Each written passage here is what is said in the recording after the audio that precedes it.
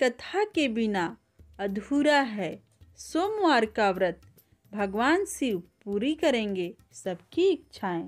तो आइए आज हम लोग सुनते हैं सोमवार व्रत कथा। एक बार किसी नगर में एक साहूकार था।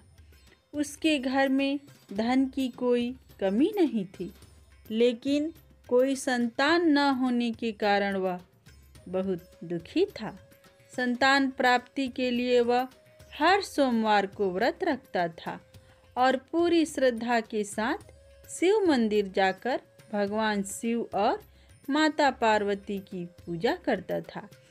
उसकी भक्ति देखकर एक दिन माँ पार्वती प्रसन्न होकर भगवान शिव से साहूकार की मनोकामना पूर्ण करने का निवेदन किया। पार्वती जी के आग्रह पर भगवान शिव ने कहा कि हे पार्वती, इस संसार में हर प्राणी को उसके कर्मों का फल मिलता है और जिसके भाग्य में जो हो उसे भोगना ही पड़ता है। लेकिन पार्वती जी ने साहूकार की भक्ति देखकर उसकी मनोकामना पूर्ण करने की इच्छा व्यक्त की। माता पार्वती के आग्रह पर शिव जी ने साहूकार को पुत्र प्राप्ति का वरदान तो दे दिया, लेकिन उन्होंने बताया कि यह बालक 12 वर्ष तक ही जीवित रहेगा। माता पार्वती और भगवान शिव की बातचीत को साहूकार सुन रहा था, इसलिए उसे न तो इस बात की खुशी थी और न ही दुख। वह पहले की भांति शिव जी की पूजा करता रहा। कुछ समय के बाद साहूकार की पत्नी ने एक पुत्र को जन्म दिया। जब वह बालक 11 वर्ष का हुआ तो उसे पढ़ने के लिए काशी भेज दिया गया।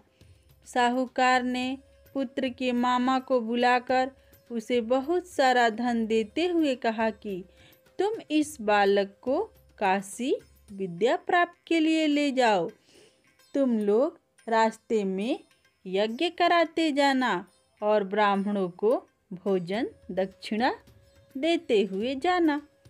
दोनों मामा भांजे इसी तरह यज्ञ करते और ब्राह्मणों को दान दक्षिणा देते काशी नगरी निकल पड़े।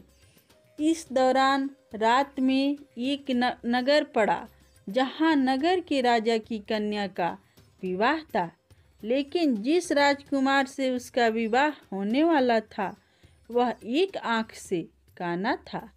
राजकुमार के पिता ने अपने पुत्र के काना होने की बात छुपाने के लिए सोचा, क्यों ना उसने साहूकार के पुत्र को दुल्हा बनाकर राजकुमारी से विवाह करा दूं। विवाह के बाद इसको धन देकर विदा कर दूंगा और राजकुमारी को अपने नगर ले जाऊंगा। लड़के को दूल्हे के वस्त्र पहनाकर राजकुमारी से विवाह करा दिया गया। साहूकार का पुत्र ईमानदार था, उसे यह बात सही नहीं लगी, इसीलिए उसने अवसर पाकर राजकुमारी के दुपट्टे पर लिखा कि तुम्हारा विवाह तो मेरे साथ हुआ है, लेकिन जिस राजकुमार के संग तुम्हें भेजा जाएगा वह एक आंख से काना है। मैं तो काशी पढ़ने जा रहा हूँ। जब राजकुमारी ने चुन्नी पर लिखी बातें पढ़ी तो उसने अपने माता पिता को यह बात बताई। राजा ने अपनी पुत्री को विदा नहीं किया, फिर बारात वापस चली गई। दूसरी ओर साहूकार का लड़का और उसका मामा काशी पहुँचे और वहाँ जाकर उन्होंने यज्ञ किया। जिस दिन लड़का 12 साल का हुआ उस दिन भी यज्ञ का आयोजन था। लड़के ने अपने मामा से कहा कि मेरी तबीयत कुछ ठीक नहीं है। मामा ने कहा कि तुम अंदर जाकर आराम कर लो। शिव जी के वरदान अनुसार कुछ ही देर में उस बालक के प्राण निकल गए। मृत भांजे को देख उसके मामा ने विलाप करना शुरू कर दिया। संयोगवश उसी समय शिव जी और माता पार्वती उधर से जा रहे थे। पार्वती माता ने भोलेनाथ से कहा, स्वामी, मुझे इसके